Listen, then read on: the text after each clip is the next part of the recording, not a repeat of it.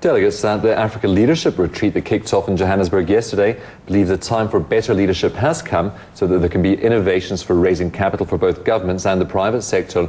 Lorato Mbele spoke to the former World Bank executive and now president of the Constellar Group, Paulo Gomes. She started by asking him about the importance of the summit. Well, I think, as you know, there are several initiatives currently in Africa in trying to build the critical mass of leadership. Because I think there's an agreement that that's probably one of the major challenges in Africa. So this is probably another initiative that builds toward that objective. But I think the organizers intend also to create a platform for a better coordination among those several initiatives in terms of strengthening the leadership in Africa. So I think it's interesting on that sense because there is no need to, I think, to scatter ourselves in all directions in terms of building leadership in the continent. So we appreciate that view from the organizer. Now, often we're told that the burden of development falls on the shoulders of the state, and yet there is a need for the private sector to come to the party just by way of filling in the gaps that the state is not able to deliver on.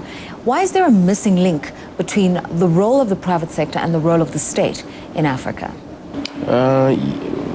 Well, I think also there have been some effort on that, not only domestically in terms of the fact that the investment climate has improved in many of our countries, so it has created a better environment for people to set up their own company and they have a more active corporate engagement.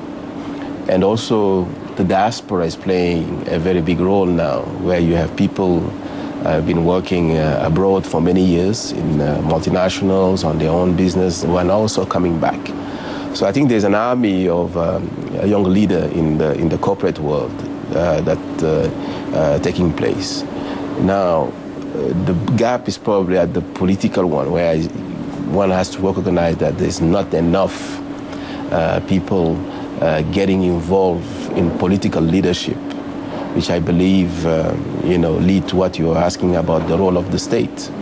How can you have good policies if you don't have also good people running or designing those policies? So I think it's a big challenge in many African countries. Now, post the credit crisis of 2008, a lot of issues have been raised about liquidity within the IMF World Bank system and whether or not these are still very credible and feasible vehicles for raising financing for Africa that has recorded steady growth over the last few years. In your opinion, having worked at the World Bank, what is the future role of multilateral bodies? Well, I think it's very good now there's now competition. I mean, we are moving away from the monopolistic role of multilateral institutions in terms of providing resources for development. I don't think it was healthy. I don't think it was sustainable. It wasn't healthy because there was a tendency for the multilateral institution to bring some pre-cooked recipes and for some of the countries, and it was difficult to apply them in that context. Secondly, I believe that the multilateral system doesn't have enough resources for development. When you see, for example, the amount of resources we need for infrastructure, we're talking about $90-something billion a year. You cannot get that money from the multilateral system. So the market has to jump in, and I'm very pleased to see that many countries have realized that. When I was at the World Bank, I was very active about pushing countries to start looking at other ways to finance their development, innovative way, including the market, and also in terms of trying to have a rating of the country as a way to also give them access to the financial market. And now this is happening, not enough, but the good news is that the amount of resources now coming from other emerging market countries and new players such as China is changing completely the landscape in terms of development finance. Now, we're sitting in a situation where some of the big economies, Kenya, Nigeria, and South Africa, are seeing leaders launching government and sovereign bonds for infrastructure projects that are widespread. However, what this is doing is it's creating a situation where the government is now competing with corporates for the same sources of financing. What needs to be done to make capital markets a lot more dynamic and vibrant in Africa? Well, I think precisely because some of these countries now are trying to get their own rating, so to have access. So is the state crowding out the private sector in terms of absorption of those resources? Certainly in many markets. I think as the interest toward Africa is growing, and there's now consensus that Africa is the next member of the BRIC countries, and we have to plug the African continent into the BRIC acronym. Many financial institutions, many players, many pension funds, hedge funds are now looking at Africa in a different way. With the opportunities, the returns, the growing consumer market, the emergence of a vibrant middle classes in the continent. And let's face it, this is the continent where people are still making babies and still growing. So I think there will be space for the state and the corporate to mobilize more resources, many in the markets. But some markets are small, no doubt. But there's a trend now toward that direction. Now, a country such as South Africa can play a major role. I think that there's space for a regional stock market instead of each country having the stock market. I don't think it's sustainable.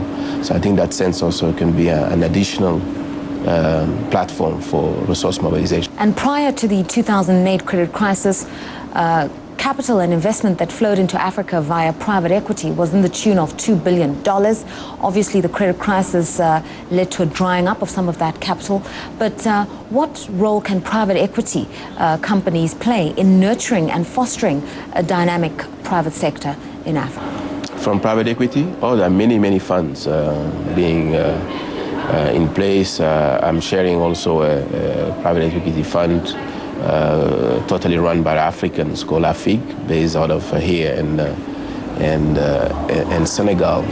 But we need more. We need more because the work that the private equities funds do in our economy is that they bring skills, they bring way of doing it, a different software of engagement with entrepreneurs and the companies in providing additional funds, skills, and also connecting those entrepreneurs with others. So I think it's not only, we shouldn't look at the private equity essentially on just resources. It's a package of knowledge, connection, network that's very important, difficult to quantify in terms of money, but it's part of the package that many of an emerging future multinational, African multinational need at this point. I see I'm also a board member of the EcoBank Group, which has received some money from private equity, even some small private equity in Africa. And so we're extremely proud of it to see that. And it's definitely now one of a major multinational bank in Africa with more than 40 nationalities and present in more than 30-something countries. Well, as 2010